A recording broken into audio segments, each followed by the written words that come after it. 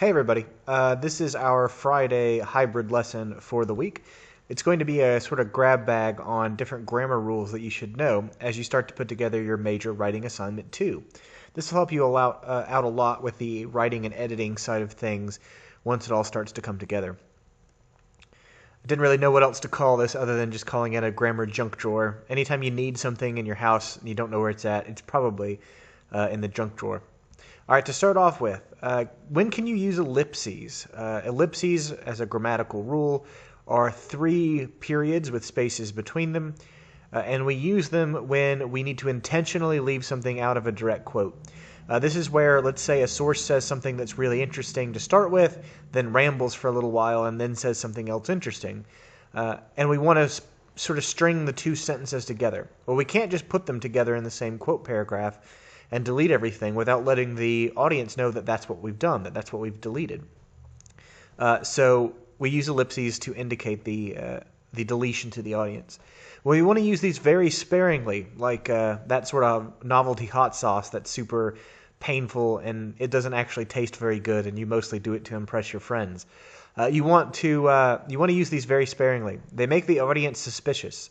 They make the audience question what is not there. What did the reporter decide to take out of the quote? So when you use them, you should include any existing punctuation leading up to the use of the ellipses. Then you put in a space, and then 3 periods with spaces between them, and then you pick back up with a capital letter. So as an example, we need to have one of the larger voter turnouts in the world, not one of the lowest. Space, period, space, period, space, period, space. Capital W in we need to raise public consciousness, Smith said. It's almost always better to just split the sentences up, use 2 different transitional paragraphs, and just use the quotes in different parts of the story. That will help prevent you from using ellipses in the wrong way, and it also helps keep the reader sort of clear with what's going on. So again, use them only in very, very, very sparing situations. All right, so what about parentheses and brackets? Again, you're going to want to use these sparingly. They are jarring in a direct quote to see a parentheses or a bracket. They do the same thing as the ellipses in the sense that they make the reader feel suspicious. So we want to use these like hot sauce again, very sparingly, only when they're absolutely needed. And the difference between the two is that in a direct quote, parentheses are going to explain or clarify something, so you're going to add the parentheses to the existing information, whereas brackets are going to be used to replace something. They are replacing something that was already there. And normally what we're talking about in that situation is replacing a confusing pronoun. So in this situation, our example is, he's really going to have to visit Trump to go over the terms of the proposal, Reid said. In this situation, the brackets are replacing a generic pronoun, he, and with the proper noun, Trump. The original quote would read, he's really going to have to visit him to go over the terms of the proposal. What's going to happen here is that our transitional paragraph into this quote paragraph can only set up the nature of one of the pronouns. We're going to have to switch the other, and we use the brackets to switch to the proper noun. In the other situation we have here, we have a direct quote where we're using a parentheses to clarify. Quote, we are looking at ways in which we would deploy it, budget reconciliation, in a way that Trump might not agree with us, but that's still important to us, McConnell said. In this situation, we're not replacing it. We are using sort of a clarifying terminology in the parentheses to explain what the word it actually means. All right, let's talk a little bit about conjunction pairs. Some conjunctions will have words that work in pairs and require a very specific partner when we are talking about the use of them as conjunctions as well as their use before and after different conjunctions. So what we mean by this is if you're going to use the word either, you also have to use the word or. If you're going to use the word neither, you also have to use the word nor. If you're going to use the phrase not only, you also have to use the phrase but also. Let's look at some examples. Not only does the new company plan on opening stores in southeast Georgia, but also the Macon region. Notice that we have not only and but also. Smith said either Councilman Johnson resigns or he will mention motion to have the council vote to remove him. We have either or. Either or. They have to go together. All right, let's talk about cutting extra words out. Cutting words that we don't really need in the story out of there. The most common violator of this rule is going to be the word that. Human beings have a bad habit of using the word that when we don't really need it. All it does is clog up a sentence, make it more wordy. It will push you over the word count when you remember you have to make this thing live under 400 words. So let's look at some examples of some that's that don't need to exist. Smith said that the event will be rescheduled if the rain continues as forecasted. Notice the word that after the word said. We just simply don't need that. We can get rid of it. Smith said the event will be rescheduled if the rain continues as forecasted. Perfect. The business that his great-grandfather built will soon be shut down unless something changes. Again, notice the word that between the word business and his just doesn't need to be there. It's doing nothing. It's adding nothing to the story and to the sentence. So he would get rid of it and say, the business his great-grandfather built will soon be shut down unless something changes. Some other things to look for to get rid of as sort of extra superfluous words and sentences are things like there is, there are, and it is. They're almost always going to indicate that the subject of the sentence is being delayed or the sentence is being backed into and therefore is much more at risk of being passive. So look at this. There are 30 patients waiting for vaccinations. We can restructure this sentence to make it much more active and much more direct. Let's change it to 30 patients are waiting for vaccinations. Much more simple, much more to the point. We can change the sentence, there was a Hinesville man hospitalized with H1N1 or swine flu, to a Hinesville man was hospitalized with H1N1 or swine flu. We're simply getting rid of the precursory phrase, there was. It is important for many students in high school to take the ACT. We can switch that around. Notice that we have the actual subject at the end of the sentence. Let's put it at the beginning and say, the ACT is important for many high school students. Very good. A lot of this comes down to the reliance of to-be verbs as well. They're going to be a problem. So in journalistic writing, we're talking about was or will.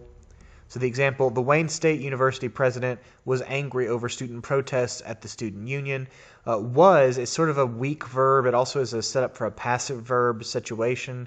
So let's change it and say student protests at the student union angered the Wayne State University president.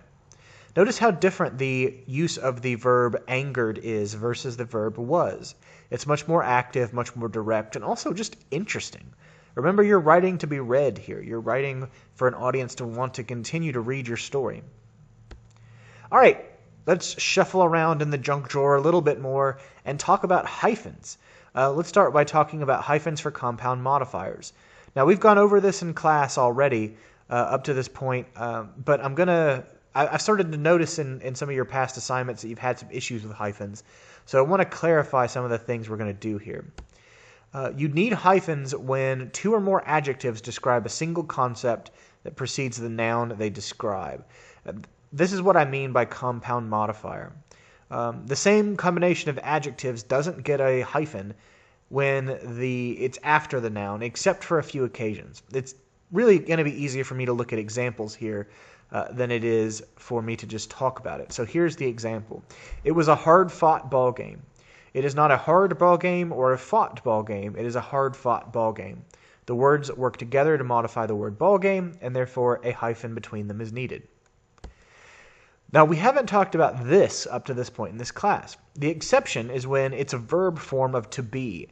And in journalistic writing, because we are in the past tense, that's almost always going to be the verb was. If we say the ball game was hard fought, specifically because the verb was is being used, we are going to retain the hyphen between hard and fought. So this would, yes indeed, be a hyphenated compound modifier. However, if we change the verb was to something like looked and say the ball game looked hard fought, notice the hyphen is gone because we are no longer using a to be verb. Isn't the English language fun?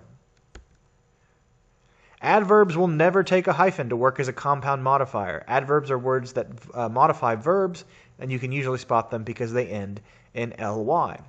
So the example sentence, because the microphone was on, everyone heard his barely whispered expletive.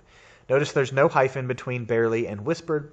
The reason is because if you think about what an adverb is doing, it's modifying a verb, and the verb here is whispered in this situation.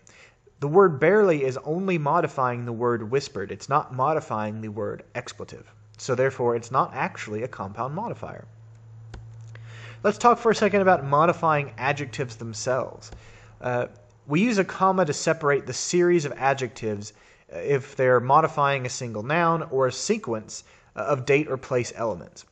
So essentially, something like this. If we say, Smith said Tanya Greggs is an intelligent, hardworking candidate, because we are stacking up multiple adjectives that modify differently the word candidate, we'll use a comma there.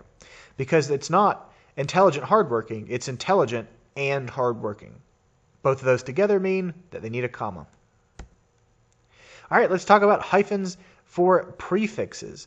The general rule is to not use a hyphen for a prefix. So the default is not to use one, but there are some exceptions. And you can usually find those exceptions in the AP Style book, but let's go over a couple. When a prefix ends in the same vowel that begins the word after it, you will use a hyphen. The exception are two words, coordinate and cooperate. Those two are one word. Why? I don't know. They just are.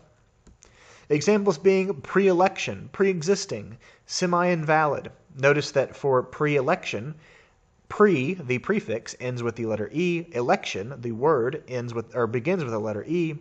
And therefore you would have two E's next to each other, and therefore it requires a hyphen. When the word following a prefix is capitalized, so example, if we say pro-Trump supporters or anti-Israeli protests, because those words are capitalized, they are proper nouns, they would require a hyphen to use a prefix. In the weird cases of a double prefix, you would also use a hyphen. So if you're writing something legally or writing something about legislation and you would say that there's a subsection of the legislation, then because you're using two prefixes, it would require a hyphen. Always check the style book for prefixes just in case there's some exceptions listed. And if that doesn't have it, then you use the dictionary. All right, so let's talk about hyphens for suffixes. So what is a suffix? It is the opposite of a prefix. It is of Latin or of Greek origin, and it's normally after the word. And it's almost always important to consult the AP Style book or the dictionary, because unlike prefixes, which have a default, suffixes very rarely have a default.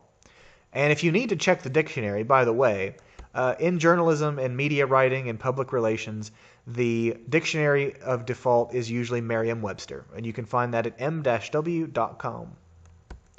So added as a suffix. Some have accused Smith of supporting a plan that would effectively work as a value-added tax. Added as a suffix would require a hyphen. If we are looking at up as a suffix, it would kind of depend on what the dictionary says. If we use the examples, Smith supports a breakup of the largest banks in the United States, calling them an unfair monopoly.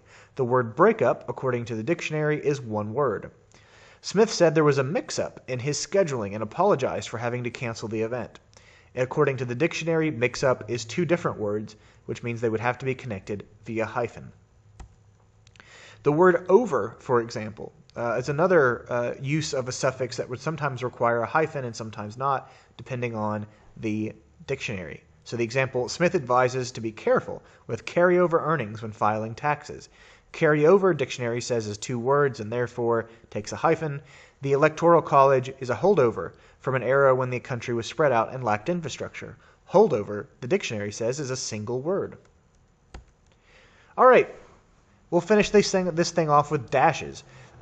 Dashes for abrupt changes or abrupt pauses are a really important thing in journalism. We use them a lot. I haven't really talked about them much, but you probably have seen them in feedback or emails I've written to you. I've been accused of using maybe one too many dashes in my own writing, but, who's to judge? This is most commonly used as a form of emphatic pause. If you really need a good pause in the story, you can use dashes. So the Heartland Chamber of Commerce held its regular weekly meeting, though it would have been hard to call this one regular, at the Chuck E. Cheese. Notice that we are using the dashes to offset the emphatic pause necessary to set up the punchline that the meeting was taking place at a Chuck E. Cheese. Also notice that unlike a hyphen, a dash is slightly longer and has spaces on either side of it while it's used. So it is the regular weekly meeting, space, dash, space, though it would have been hard to call this one regular. If you're wondering how to make a dash, there's a keyboard shortcut, but the easiest way in Microsoft Word and pretty much any other word processor is to put two hyphens together, and usually it will automatically turn it into a dash. The girl, the one dressed in the gray hooded sweatshirt, had not attended class before. Notice we're offsetting it emphatic pause style with dashes. You can end a sentence by using only one dash to sort of offset an ending interruptive thought. Something like, the mayor will push for pay increases for Heartland workers, space, dash, space, if the budget can be balanced. You can use dashes for a series within a phrase as well. This is effective for when you have a non-essential clause, which you would normally set off with commas, but the non-essential clause contains a list within it. Let's look at an example. The Chamber of Commerce members, minus its president, vice president, secretary, and treasurer, were confused at the turn of events. Notice that we could take everything in the middle out and have a complete sentence. We could say the Chamber of Commerce members were confused at the turn of events. That would be fine. But because the stuff in the middle is not just a non-essential clause, it's a non-essential clause that also is a list because it's listing president, vice president, secretary, and treasurer, it would be a little bit too much to use commas to offset it, so we can use dashes. Another example, city employees, who include salaried, hourly, and part-time workers, haven't had a pay increase in 5 years. Notice that we could say city employees haven't had a pay increase in 5 years. So the interior of the sentence is a non-essential clause that is also made up of a list. Therefore, hey, let's use dashes. All right, well, that concludes our sort of junk drawer of some grammar rules, some things to keep up on as far as writing and editing goes, and I will see you all on Monday.